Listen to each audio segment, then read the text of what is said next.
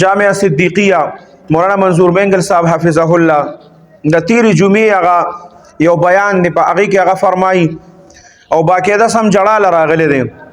او باقاعده دا فرمایي چې تاسو د ادارو ته وي حکومت ته وي چې تاسو مونږه متنګوي تاسو مونږه ولې تنګوي که چېرې تاسو مونږه تنګوي را تنګولو مطلب دا چې تاسو مونږه په پاکستان کې خوښ نه یو تاسو مونږه تنګوي نو مونږ به دا ملک پریدو مونږ به دا پاکستان پریدو او باقاعده پکې فرمایلی دي چې مونږ به افغانستان ته لاړ شو او افغانستان کې چې دی نو هلته کې به اوسېدل شروع کو او وایي که هلته راله څوک درس او تدریس نه راکوي نو مونږ به هلته د خلکو سپلی پالش کوو خو مونږ به د دې ملک ته لاړ شو که تاسو مونږه دلته درس او تدریس ته نه پرېږدی تاسو مونږ د دین کار ته نه پرېږدی مونږ چاته څه ویلي دي خو دغه ستاسو بچو ته سبقونه خو دیندار جوړو تربیت ولکو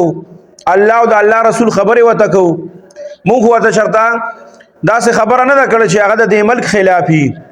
هغه د دې ادارو خلافي د هغه ذهن مونږ داسې نه دی جوړ کړی منفي چې هغه سبا د معاشرې ته روزي او د هغه نه یو غلط انسان جوړ شي هغه سبا خلق قتل کوي هغه سبا ډاکي چې مونږ داسې انسانان خو نه جوړو مونږ خو دا په زرګونو کال کې په زرګونو طالبانو ته مونږه تربیت ورکو نو هغه د معاشرې یو ښه انسان جوړو د هغې باوجود هم که تاسو مونږه دې کار ته نه پرېږدی او تاسو په مونږ باندې تنګ یې نو مونږ هم دا نه وایو چې مونږ په تاسو باندې بوج یو نو مونږ به هم لاړ شو افغانستان ته به ووړو او هلته کې که مونږ ته څوک درس او تدریس نه راکوي دا افغانستان کې په دین باندې مین خلک ډېر زیات دی دا خو هغه صرف دغه ډیر زیات د زړه دا سوخته ویلي چې هلته کې به مونږ د خلکو پیزار سپلی بوټان پالش کوو هغه خپل وخت به تیرو چلته اذان چرته کې مونځ ورکړی دا به کوو او هغې د وجې نه به څه ناڅه مونږ ته خلک راکوي په هغې به زمونږ وخت تیریږي نو د هغه افغانستان د طرف نه هم ځینې علماو پکې بیانات ورکړي دي چې حضرت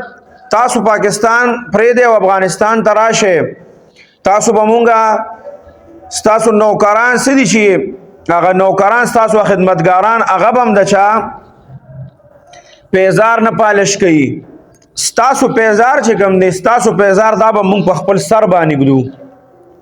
ستاسو پیزار به مونږ په خپل سر باندې ګرځو ستاسو که دغه ځای کې قدر نی او تاسو تنګ شوي یې نو هغوی ورته باقاعده ویلي چې تاسو افغانستان ته راشئ مونږ تاسو ته هرکلی وایو نو دا که افغانستان ته لاړه مولانا منظور مینگل صاحب او که سعودي ته لاړه او که بل یو مسلمان ملک ته لاړه نو یاد ساتئ ګورې دا د هغه ملک پیدا ده دی به په زرګونو خلکو هلته کې تربیت کوي او دین به ورته ښیي خو که د پاکستان ته لاړه نو دا د پاکستان لپاره ډېره زیاته د خسارې خبره ده ډېره زیاته د نقصان خبره ده چې داسې خلک د پاکستان نه لاړ شي او ما ته پته ده چې دا به ولې هغې داسې فرمایلي چې دی خامخا هر وخت به ورته وایي چې ته پروګرامونو له مزه تا ته خطره ده ته پلانکي ځای ته مزه دومره علما شهیدان شو نو تاسو کم از کم دومره هر څه تاسو ته پته لګي نو کم از کم د دې پته هم تاسو ته لګي هغه له یا سکورټي ورکې یا هغه چې کوم نقلو حرکت کوي نو هغه تاسو مخکې نه ورته ووایه چې یاره په داسې طرف باندې دا مخکې نه په هغې باندې سرچ اپریشن وشي دغه وشي هر څه کلیر شي دا څونه غټې غټې جلسې په دې ملکونو کې کېږي هغې ته خو څه نقصان نه رسي خو چې کوم ځای کې یو عالم د کوره وځي او یو عالم چې ته ځي نو هغه ته نقصان رسي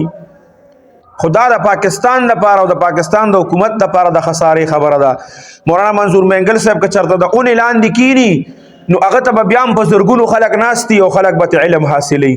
خو دا به زمونږ لپاره د خسارې خبره وي دا به د پاکستان لپاره او علمي طبقې لپاره دا به د خسارې خبرې د هغه دپاره دا د نقصان خبره نه ده